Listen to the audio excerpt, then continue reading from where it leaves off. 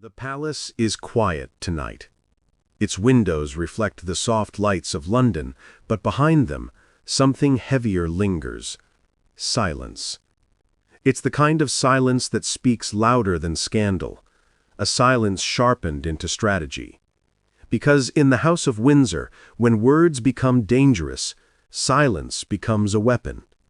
And right now that weapon is being used against one of their own, Prince Harry. Before we dive in, there's something I need to share with you. Over the past few days, thousands have watched these stories unfold, but most haven't subscribed. If you're one of them, I invite you now to join us. Subscribe to Crownverse so you never miss the next chapter in this unfolding royal history. In recent weeks, Prince Harry's name has once again dominated headlines across Britain and beyond. What was meant to be a candid interview about family, legacy, and personal truth has reportedly reignited the quiet fury of the royal institution. The comments were not particularly new. References to his late grandmother, reflections on duty, and subtle critiques of palace structures, yet the timing was explosive. Inside Buckingham Palace, sources described a mood of deep frustration. The monarchy had spent years trying to move past the turbulence of Megxit, only to find that Harry's words keep pulling the past back into the present. The reaction, however, did not come in the form of a press statement or a televised response. The palace did what it has always done best. It went silent. To outsiders, that silence may look like calm restraint. But those familiar with the inner workings of the firm know it as the first stage of containment. The royal family's public neutrality is not absence, it's action, an invisible wall that begins to isolate the perceived source of instability. According to The Guardian and ITV News, officials close to the king were briefed on the interview within hours of its release. What followed were a series of private consultations, not a formal emergency meeting, as tabloids claimed, but rather a controlled assessment. The question wasn't how to respond publicly. It was how to ensure that Harry's narrative didn't eclipse the Crown's. For an institution that has survived centuries by managing perception, the challenge wasn't new, but the terrain had shifted. Harry no longer played by the palace's rules of discretion. Insiders suggest that this latest episode has deepened existing divisions. King Charles, described as both pragmatic and paternal, reportedly favors a measured distance. No confrontation, no reconciliation, just silence. Prince William, on the other hand, is said to view his brother's continued media appearances as an ongoing threat to the monarchy's credibility. Their approaches differ, but their objective is the same: to contain Harry's influence before it undermines the narrative stability of the crown. Containment in this context is not punishment, it is preservation. The monarchy understands that public drama erodes authority. So, rather than engage directly, it absorbs the storm in silence. Invitations to royal events become logistically complicated. Public acknowledgements fade. Mentions in official briefings disappear. The strategy is subtle but devastating: to let the noise surrounding Harry burn itself out in isolation. Downing Street's involvement adds another layer. Reports confirmed that government officials were briefed on Harry's remarks, particularly those touching on his security arrangements in the UK. The Home Office maintains that all royal security matters are handled based on threat levels, not personal preference. Yet the symbolism is unmistakable. When a prince's private grievances reach the desks of ministers, the royal issue has become a political one. For the palace, that's dangerous territory. The monarchy's power depends on separation from politics. Harry's words, intentionally or not, blurred that boundary. Within media circles, analysts have begun describing this as the second phase of the royal Cold War. The first phase was defined by emotional fracture. interviews, memoirs, and televised revelations. The second is institutional, defined by silence, omission, and controlled absence. The Crown has no need to attack, it merely withholds.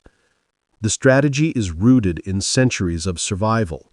When the monarchy faces internal conflict, it rarely engages. It isolates, absorbs, and endures. During the abdication crisis of 1936, Edward VIII's name was erased from official language within days. When Princess Diana's interviews threatened the royal image, the palace responded with quiet distance, not debate. The playbook is old, but effective. Silence protects continuity. Confrontation risks chaos. What makes Harry's situation different is his persistence. He has mastered the modern tools of influence: streaming platforms, memoirs, podcasts, interviews. The palace, designed for slow and deliberate communication, is now locked in an information war against a single man with global reach. Every new interview reignites dormant wounds. Every revelation reopens the narrative the palace thought it had closed. For the monarchy, this is not about truth. It's about control. The Crown's greatest fear is not Harry's words themselves, but what they represent: independence from the institution's messaging hierarchy. As one royal correspondent put it, Harry isn't just breaking protocol, he's breaking monopoly. In an era where perception shapes legacy, the monarchy can no longer dictate its own story unchallenged. And so the palace's silence becomes more deliberate. Public appearances are timed to eclipse Harry's coverage. Press briefings pivot towards positive stories: royal visits, environmental projects, charitable initiatives. Every photograph of the king at work, every smile from the Princess of Wales serves as a counter-image to the Sussex narrative. The family doesn't respond, it redirects. This strategy extends beyond the public eye. According to several royal experts, communication between the two camps has grown increasingly transactional. Requests, acknowledgements, and formal greetings are filtered through aides. The personal has become procedural. It is not open hostility, it is managed indifference. But silence, like any tool, has its limits. The longer the palace withholds response, the more speculation fills the vacuum. Public sympathy often shifts towards the speaker, not the institution. This is the paradox of modern monarchy. What once projected dignity now risks appearing cold. The palace's restraint, once its strength, begins to feel detached. Meanwhile, Prince Harry continues to position himself as the voice of emotional truth, the son who speaks where the system cannot. He frames his narrative not as rebellion, but as liberation. To his supporters, he embodies authenticity in a family built on performance. To his critics, he represents betrayal. But to the institution, he is something far more dangerous: unpredictable. The concept of a war of silence captures this tension perfectly. It is not fought with statements or speeches, but with omission, timing, and presence. Each side plays its role. Harry speaks, the Crown doesn't. The result is a slow, ongoing duel between transparency and tradition, one that reveals as much about power as it does about pain. The emotional core of this struggle lies in something deeply human: belonging. Harry's exile is not physical, it is symbolic. He remains a prince, yet detached from the very structure that defines princely identity. His family, bound by duty, cannot absorb his volatility without risking their image. The more he speaks, the deeper his separation grows. Inside Buckingham Palace, silence serves another function. It buys time. The monarchy operates on endurance, not reaction. Where politicians respond within hours, the crown responds within eras. The strategy is to let the moment pass until history softens it. For the institution, the long game always wins. Yet there is unease even within the palace walls. Some aides reportedly fear that the current strategy of exclusion might harden public perception against the king's compassion. The late queen's instinct was reconciliation, however gradual. Charles's instinct, by contrast, seems rooted in stability. He governs not as a father seeking reunion, but as a monarch safeguarding continuity. It is a colder, more calculated form of leadership, perhaps necessary, but not sentimental.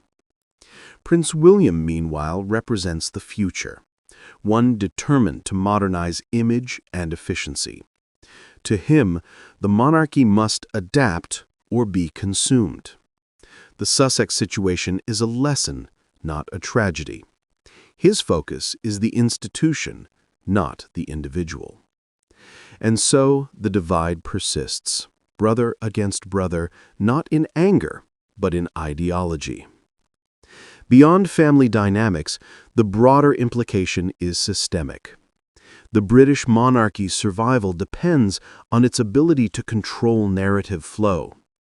Harry's independence has introduced a new variable, one the crown cannot predict or preempt. His story circulates globally without palace mediation. That loss of narrative monopoly is unprecedented and deeply unsettling for a system built on hierarchy and secrecy. As one veteran royal correspondent remarked, "In this war of silence, both sides are losing something. Harry loses connection, the monarchy loses control." And that may be the truest reflection of the moment, a family fractured not just by scandal, but by communication itself. There are whispers that reconciliation may come in time, that shared moments of grief or ceremony could soften divisions. But if history is any guide, the palace rarely forgives those who challenge its equilibrium. Redemption in the House of Windsor is rarely granted twice. As the cameras fade and the headlines move on, the silence remains. It lingers in official statements that never come, in invitations that never arrive, in portraits that no longer include familiar faces.